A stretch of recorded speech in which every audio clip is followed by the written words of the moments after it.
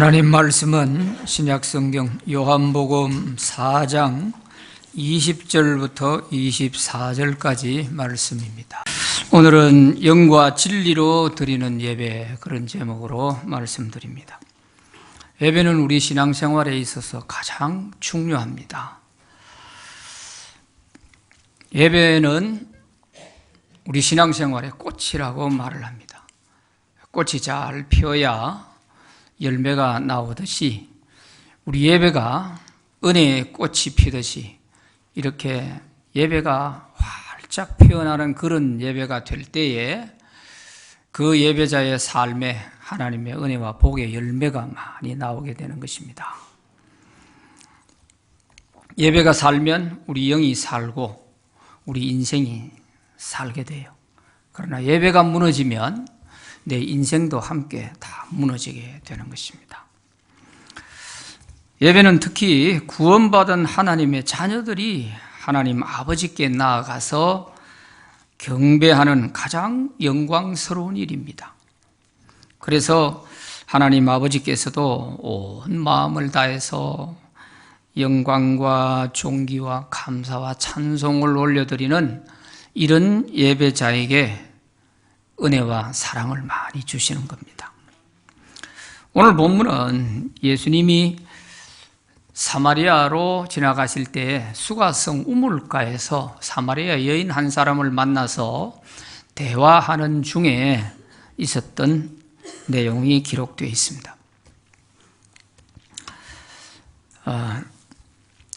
사마리아 여인이 예수님께 예배에 대한 질문을 한 것입니다.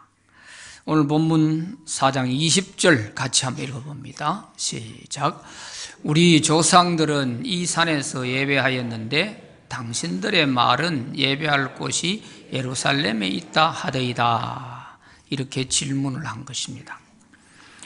사마리아 여인은 그 사마리아 사람이기 때문에 자기들은 조상적부터 이 산에서 예배하였다는 것입니다. 이 산은 그리심산을 말합니다. 구약에 보면 그리심산과 에발산이 있습니다.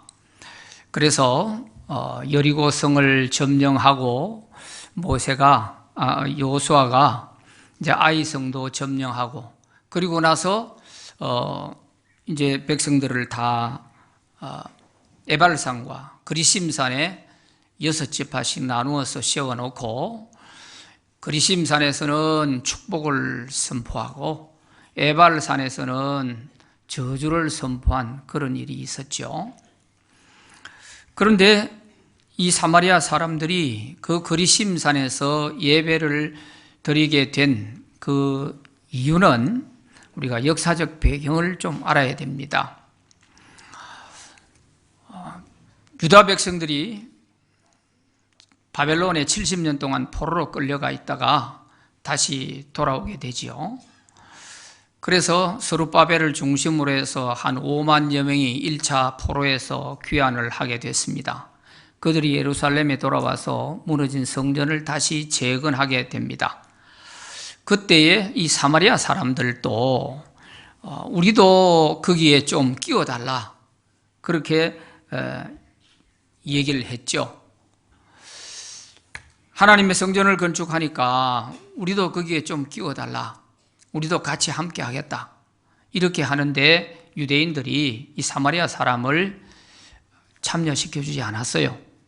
왜 그러냐면 그 사마리아 사람들은 포로에 끌려가지 않고 그곳에 남아있다가 외국인들과 같이 섞여 살다 보니까 너희들은 순수한 우리 유대인이 아니다, 혼혈족들이다, 이래서 거기에 성전 재건하는데 함께 동참하지 못하도록 한 것입니다.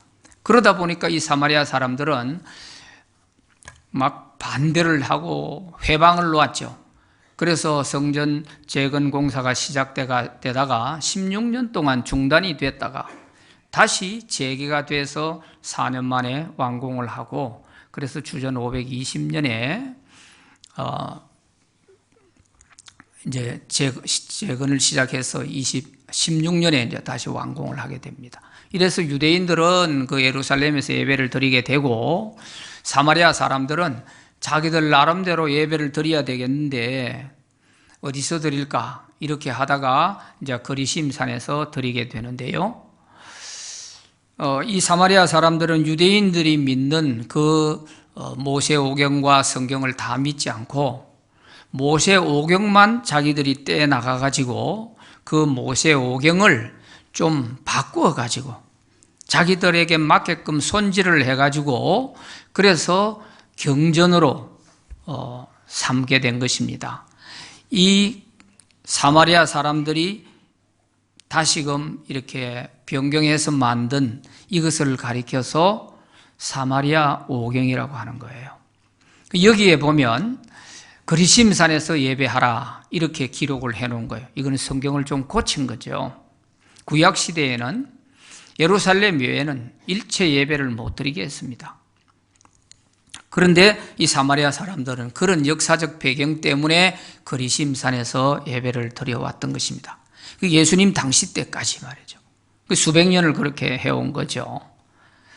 그러다 보니까 이 사마리아 여인이 예수님에게 우리는 이 거리심산에서 예배를 드리는데 듣자 하니 유대인들은 예루살렘에서 예배를 드린다고 하니 어디서 예배를 드리는 것이 맞는 것입니까? 이렇게 물은 것입니다. 그러자 예수님께서 이렇게 대답을 하십니다. 21절 같이 한번 읽어보시죠. 시작. 예수께서 이르시되 여자여 내 말을 믿어라. 이 산에서도 말고 예루살렘에서도 말고 너희가 아버지께 예배할 때가 이르리라. 아멘. 장소가 문제가 아니다는 거예요. 거리심산이냐 예루살렘이냐 여기서 드리는 그 장소가 중요한 게 아니고 이제 아버지께 예배할 때가 이르렀다. 그것이 곧 지금부터다. 그런 말씀을 예수님이 하신 것입니다. 이 말씀은 어떤 의미가 있느냐 하면은 거기에 특히 22절에 보면은 구원이 유대인에게서 난다 그랬지 않습니까? 이 말은 메시아가 그리스도가 유대인에게서 나올 것이고 그 그리스도가 오시면 사람들이 그 그리스도를 영접함으로 말미암아 하나님의 자녀가 되어서 이제 자녀가 아버지께 예배를 드리는 그런 시대가 온다. 그것이 지금부터다. 그런 얘기입니다. 그러니까 이 사마리아 여인이 나도 그건 알고 있습니다. 그리스도가 오면 다 우리에게 어떻게 할 것인지 가르쳐 준다는 그것을 나도 알고 있습니다. 그렇게 그 뒷부분에 가서 얘기를 하지요. 25절에 보면 그렇게 합니다. 그때 예수님께서 26절에서 내가 바로 그리스도다. 그렇게 대답을 하시는 거예요. 그래서 이제 예수님께서 오신 이후에는 이제까지 드리던 구약식 예배가 이제는 완전히 대전환을 맞이해서 예배가 바뀌어진다는 거예요. 그래서 예수님은 또 덧붙여서 장소가 중요한 게 아니다 하면서 참되게 예배를 드리는 것을 가르쳐 주는데 그게 어떤 예배냐? 영과 진리로 드리는 예배가 되어야 된다. 이제부터 드리는 예배는 하나님의 자녀들이 영과 진리로 예배를 드려야 그 예배가 하나님께 상달되고 하나님이 그 예배를 기쁘게 받으시고 너희들을 만나준다 하는 그런 말씀을 하신 것입니다. 그렇다면 하나님이 기뻐하시는 이 영과 진리의 예배를 드리기 위해서는 우리가 어떻게 해야 할까 하는 것입니다. 첫째는 하나님의 자녀가 되어서 아버지께 예배를 드리는 이런 예배가 되어야 되는 것입니다. 21절에 보면은 너희가 아버지께 예배할 때가 이르리라 그랬고 23절에 보면 아버지께 참되게 예배하는 자들은 이런 말이 나와 있습니다. 아버지께 하는 말이 강조되어 있어요. 아버지께 예배하는 자들이라는 말은 그러면 예배자는 하나님의 자녀가 되어야 된다는 전제된 말씀이에요. 하나님의 자녀가 되어야 하나님 아버지께 예배를 드리는 것이죠. 그래서 그리스도가 오시면 그 그리스도를 영접한 사람들이 하나님의 자녀가 되어서 그 자들이 하나님께 아버지께 예배를 드리게 된다. 이렇게 말씀을 하시는 거죠. 그러려고 그러면 우리가 하나님께 예배를 드리는 사람은 반드시 우리가 예수를 믿어서 하나님의 자녀의 신분을 가지고 내가 하나님의 자녀로서 내 영의 아버지께 예배를 드리게 되는 거예요. 이게 제일 중요한 예배자의 자격에 해당하는 부분인 것입니다. 누구든지 예수를 영접하면 하나님 자녀가 된다고 했잖아요. 그러니까 메시아가 왔을 때, 그 그리스도가 왔을 때 그리스도를 영접하면 다 하나님 자녀가 되니까 누구든지 예수 믿는 사람은 하나님의 자녀로서 아버지 앞에 나와서 당당하게 예배를 드릴 수가 있는 거예요. 오늘 우리 가운데서도 이 예배당에 와 예배 자리에 앉아 있다고 그 예배가 하나님이 받으시는 예배가 아니고 내가 하나님의 자녀가 되어서 자녀의 신분을 가지고 하나님 아버지께 드리는 예배가 되어야 되는 것입니다. 우리가 아버지 생일날이 되면 자식들이 다 모이죠. 그래서 아버지에게 생일상을 차려드리고 또 선물도 드리고 그 앞에서 절을 하지 않습니까? 자녀이기 때문에 그 아버지 앞에 절을 할 수가 있어요. 예배라는 뜻이 아버지 앞에 엎드려 절한다는 뜻이에요. 예배라는 단어의 뜻이 엎드려 절한다, 그런 뜻이에요. 그러니까 우리가 다 하나님 아버지 앞에 나와서 예배를 드릴 수 있는 자격은 내가 예수 믿어 하나님의 자녀가 됐기 때문에 그 자격이 있는 거예요. 아무나 와가 앉아있다고 그 예배를 하나님 받으시는 게 아니라니까요. 그래서 먼저 자녀의 신분을 갖추고 아버지께 예배를 드리듯이 이렇게 드려야 된다 하는 것입니다. 그런데 우리 하나님 자녀들 가운데는 교회 나올 때마다 여러 가지 생각들을 많이 할 경우들이 있어요. 갈까 말까 이런 때가 있습니다.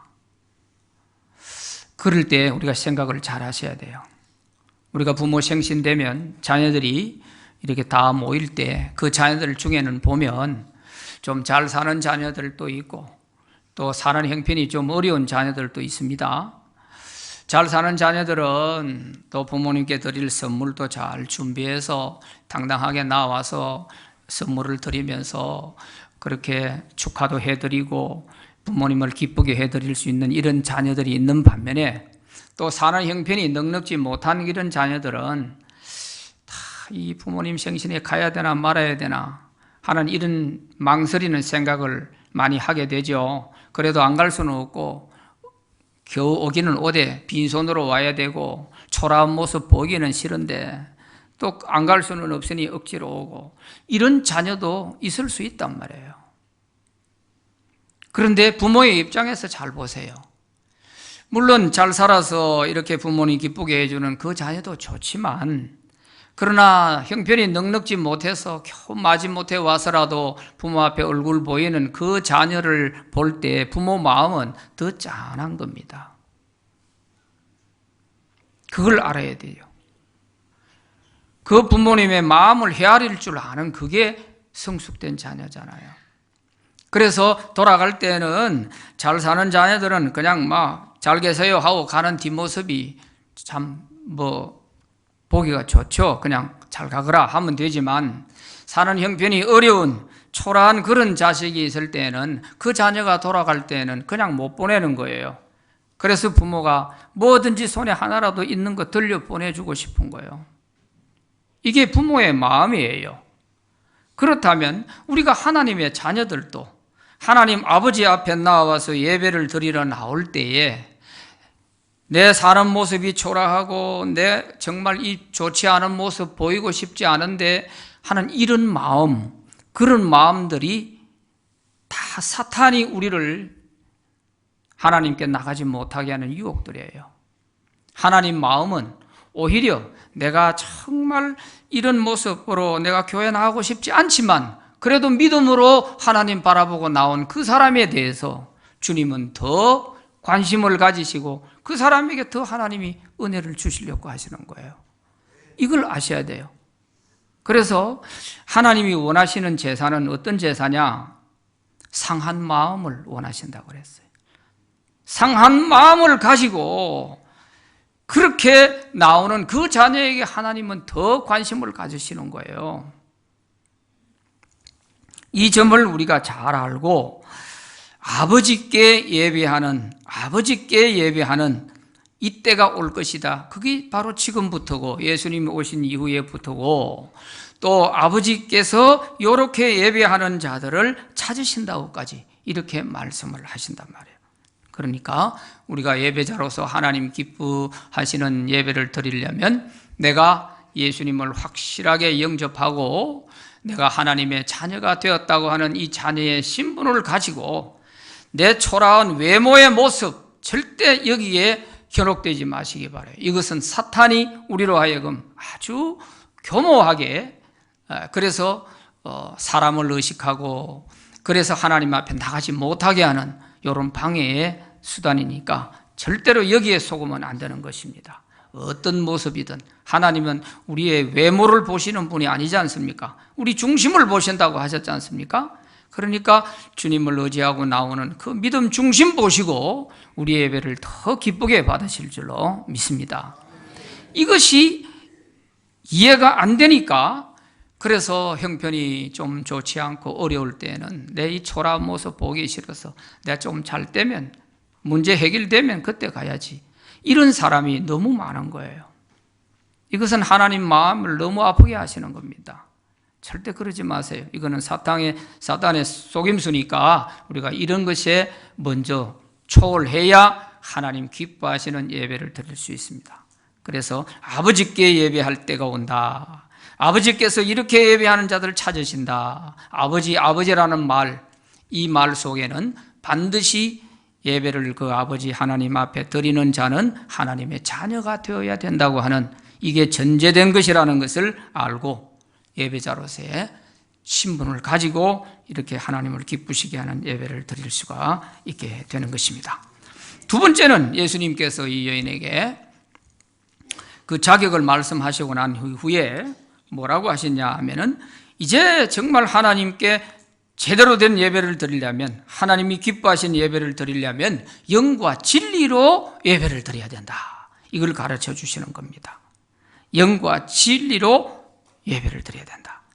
24절 같이 한번 읽어봅니다. 시작. 하나님은 영이시니 예배하는 자가 영과 진리로 예배할지니라. 영과 진리로 예배할지니라.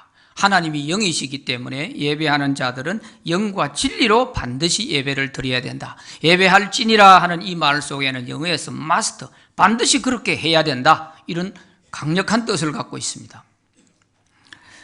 반드시 영과 진리로 예배를 드려야 그 예배가 하나님께 상달되고 하나님이 기쁘게 받으시고 그 예배를 드리는 자를 하나님이 찾으시고 만나 주신다는 거예요. 영과 진리로 드리는 예배. 그런데 우리가 참 많이 듣지 않습니까? 영과 예배하는 자들은 영과 진리로 예배 드려야 된다. 영과 진리로 예배 드려야 된다 하는 걸 잘 알고 있는데 과연 영과 진리의 예배를 어떻게 드리는 것이냐, 영과 진리가 뭐냐 하고 묻는다면 이것을 분명하게 대답할 사람 몇 사람이 없단 말이에요. 자꾸 헷갈리는 거예요. 들을 때는 알쏭달쏭한 거예요. 알 것 같기도 하고 모를 것 같기도 하고 그래요. 이전에 우리 지금 가진 성경 말고 이전에 개역 성경에서 보면 신령과 진정으로 예배할지니라 이렇게 되어 있었습니다. 그 말은 차라리 우리가 이해하기가 쉬웠어요. 왜? 신령과 진정으로 예배 드려야 된다니까 신령한 마음으로 또 거짓 없이 진정한 마음으로 이렇게 예배를 드리면 되는구나 이렇게 이해를 했어요. 그게 좀 잘못된 것이지만은 그렇게 이해를 했어요. 그것도 나쁜 건 아니니까. 왜? 우리가 하나님께 예배 드릴 때는 그렇게 진솔하게 드려야 되니까. 그러나 이 원문과를 비교해 보면 너무 다른 그런 번역이 되어 있기 때문에 개역 개정판에서는 영과 진리로 이렇게 바꿔놓은 거예요. 바꿔놓고 나니까 이게 헷갈리는 거예요. 더 모르겠단 말이에요, 의미는.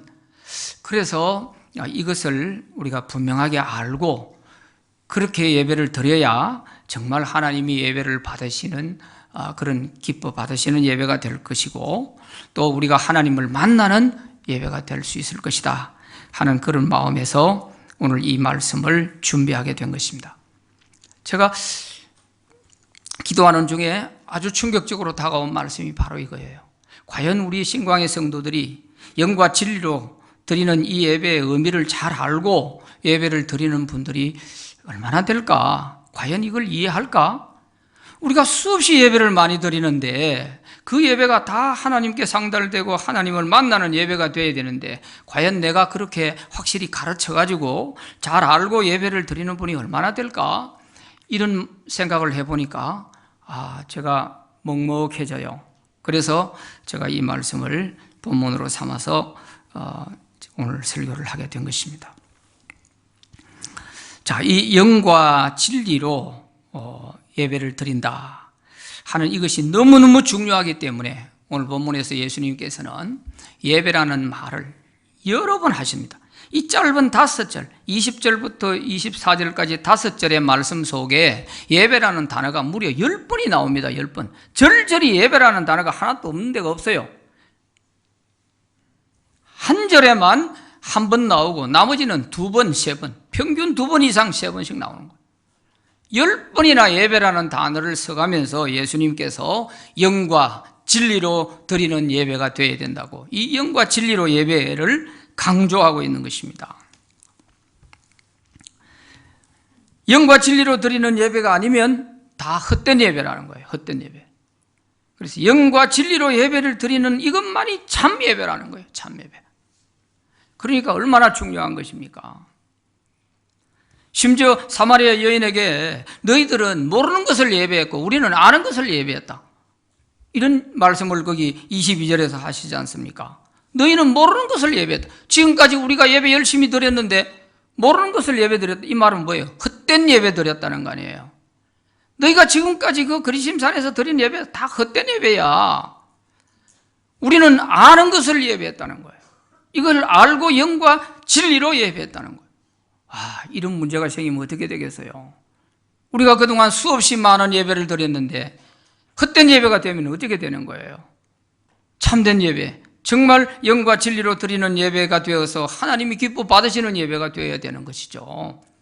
설교 한번 듣고 가는 것이 예배가 아닙니다. 그래서 예수님이 이렇게 말씀하세요. 4장 23절 한번 같이 읽어봅니다. 시작.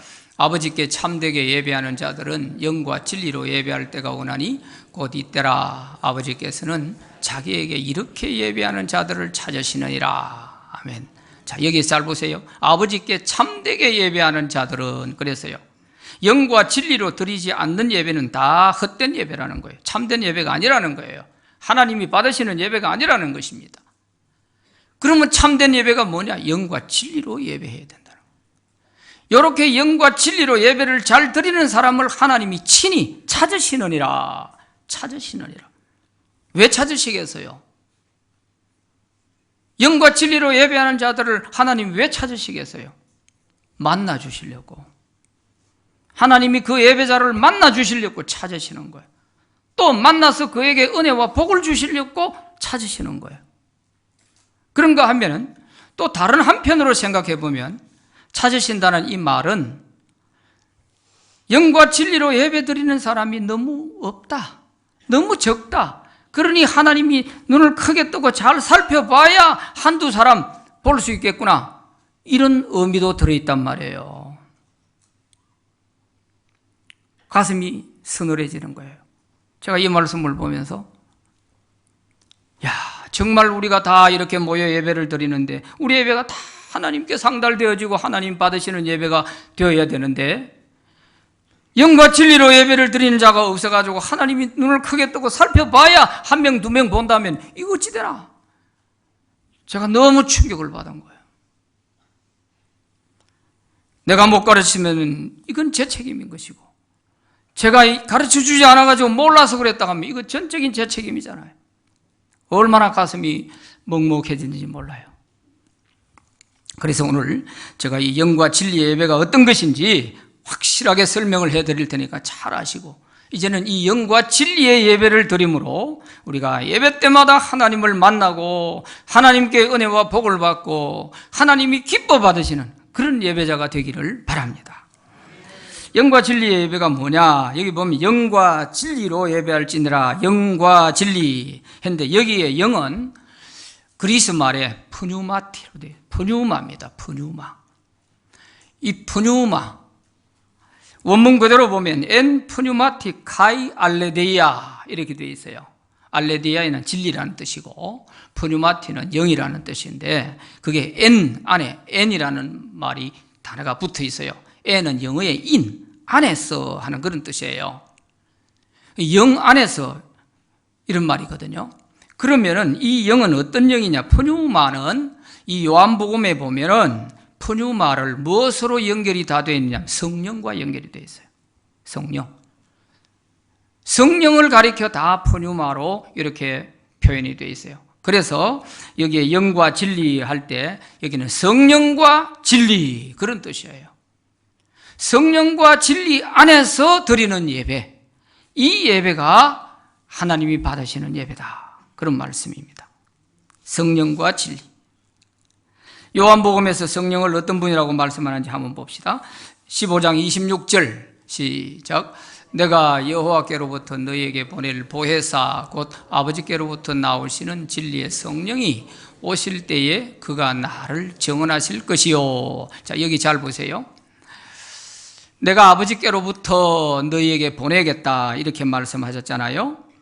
성령은 예수님께서 하나님 아버지께 요청해서 보내주신 보혜사입니다.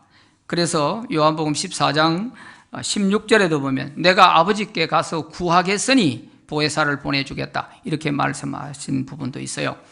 이렇게 예수님이 요청해서 보혜사 성령을 보내주신 분이 성령이십니다. 이 보혜사라는 말은 돕는 자라는 뜻이에요. 이 보혜사 성령을 가리켜 뭐라고 했냐? 이 말씀에 보면 진리의 성령 이렇게 표현하고 있어요. 진리의 성령. 이 진리의 성령이 오시면 예수님을 증언하겠다는 거예요. 예수님을. 그가 나를 증언하실 것이요. 이 진리의 성령, 성령은 예수님을 증언한다는 거예요. 그러니 예수님의 하신 일들을 하고 예수님을 증언해 준다. 이런 역할을 하기 위해서 성령이 오셨다. 이게 요한복음에서 말하는 성령이에요. 한 절 더 보면 요한복음 16장 13절에 한번 봅시다. 시작. 그러나 진리의 성령이 오시면 그가 너희를 모든 진리 가운데로 인도하시리니 그가 스스로 말하지 않고 오직 들은 것을 말하며 장래 일을 너희에게 알리시리라. 아멘. 이 성령은 자기 마음대로 자기 생각을 말씀하는 게 아니고 진리, 예수님이 하신 말씀, 그가 스스로 말하지 않고 오직 들은 것을 말한다. 예수님이 하신 말씀을 가지고 다시 생각나게 하고 깨우쳐주고 전해주고 그렇게 하신다는 거예요. 그리고 이 성령은 우리 성도들을 모든 진리 가운데로 인도한다는 거예요. 진리 가운데로. 이 알레데이아, 이 진리는 요한복음에서 결국 나중에 보면 예수님을 말해요. 예수님을. 그러니까 성도들을 예수님께로 인도하고 또 예수님이 하신 말씀을 생각나게 하고 깨닫게 해주시고 말씀을 가지고 우리에게 전해준다는 거예요. 자기 스스로 하지 않는다는 거예요. 그러니까 이 성령은 예수님을 도우기 위해서 오신 분이에요. 그게 바로 성령 안에서 하는 뜻이고, 그 다음에는 진리가 뭐냐 하는 것이죠. 진리가 뭐냐. 이 진리라는 단어는 요한복음에 25번이 나와요. 그런데 그 진리를 다 보면 예수님과 연결이 되어 있습니다. 예수님을 진리라고 하는 거예요. 요한복음 1장 14절에 한번 보시죠. 시작. 말씀이 육신이 되어 우리 가운데 거하시며 우리가 그의 영광을 보니 아버지의 독생자의 영광이요 은혜와 진리가 충만하더라. 육신을 입고 예수님이 이 땅에 오신 그 예수님에게 진리가 충만하더라 그랬고요. 8장 32절에 한번 보시면 시작. 진리를 알지니 진리가 너희를 자유롭게 하리라 그랬어요. 여기에 진리는 의인화되어 있는 진리입니다. 누구냐? 예수님을 말해요. 예수님을 너희가 알면은 그 예수님이 너희를 자유롭게 할 것이다. 그런 말씀이에요. 또 쇠기를 박듯이 확실하게 말씀하십니다. 14장 6절입니다. 시작. 예수께서 이르시되 내가 곧 길이요 진리요 생명이니 나로 말미암지 않고는 아버지께로 올 자가 없느니라. 여기 보세요. 내가 곧 길이요 진리라고 예수님이 직접 말씀하시잖아요. 그리고 예수님은 아버지께로 나아가는 유일한 길이 된다는 거예요. 그래서 길이요 진리라 그렇게 예수님이 분명하게 말씀하셨습니다. 자, 여기에 따라서 우리가 이 예수님을 통하지 않고는 하나님을 만나는 예배를 드릴 수가 없는 거예요. 그래서 영과 진리 안에서 예배를 드려야 된다는 거예요. 예수님을 통해서만 하나님을 만날 수 있기 때문에. 왜? 나로 말미암지 않고 나를 통하지 않고는 아버지 하나님을 만날 수가 없다는 거예요. 그래서 영과 진리 안에서 예배를 드려야 된다는 이유를 말씀하신 것입니다. 그래서 이 두 가지를 종합해 보면 영과 진리로 드리는 예배는 어떤 것이냐? 성령의 임재 가운데서 예수님을 통해서 하나님께 예배를 드릴 때 그 예배가 하나님께 올려지는 예배가 되고 하나님이 기뻐하시고 또 그 예배를 통해서 하나님이 우리를 만나주시는 그런 예배가 된다는 말씀이에요. 예배가 이처럼 예수님 중심이 되어야 하는 것은 우리가 구약의 제사를 보면 더 명확하게 알 수가 있습니다. 구약의 예배를 모두 다 제사로 표현했지 않습니까? 구약 시대의 예배는 제사입니다, 제사. 그런데 이 모든 제사에는 다 제물이 있습니다. 제물이 없는 제사는 없어요. 다 제물이 있어요. 그 제물은 어떤 의미냐? 짐승을 하나 끌고 와가지고 자기가 하나님께 예배를 드릴 사람을 제주라 그래요. 제주가 짐승을 끌고 와서 그 짐승 머리에 자기가 안수를 합니다. 이 안수는 내 죄가 이 짐승에게 다 넘어갔다 그런 뜻인 거예요. 그래서 내 죄를 짐승에게 다 뒤집어 씌워서 그 짐승을 잡아서 불태워 하나님께 드리는 거예요. 그럼으로써 내 죄가 1년 동안 용서받는 거죠. 이렇게 됐을 때 하나님이 나를 만나주시는 겁니다. 이게 구약의 제사를 통한 예배예요. 그런데 이것이 예수님이 오시면서 이제는 짐승의 제물이 필요 없어졌어요. 내가 너희를 위해서 십자가에 화목 제물이 될 테니까 이제는 짐승의 제물 필요 없고 내가 하나님 앞에 화목 제물로 바쳐지니까 나를 의지하고 이제는 예배 드리면 된다. 그거예요. 그래서 교회에서 예배를 드릴 때 진리, 영과 진리, 그 예수님을 의지하고 예수님을 통해서 우리가 하나님 만나는 예배를 드릴 수가 있는 것입니다.